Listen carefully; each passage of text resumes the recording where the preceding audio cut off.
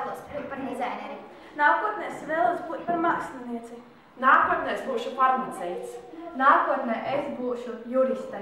Nākotnē es būšu uzņēmēja. Nākotnē es turpināšu būt cilvēks, kam patīk būt jaunas zināšanas un pieredzi.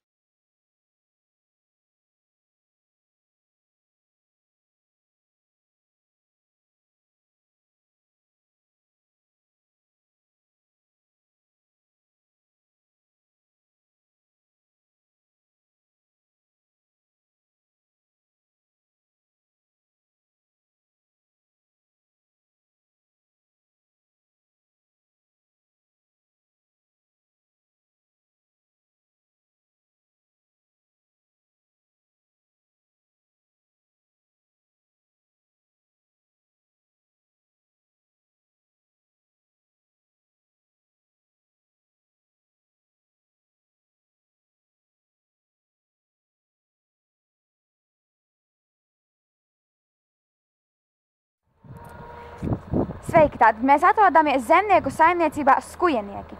Mēs intervēsim saimniecības pārņēmēju Alīnu Zelču.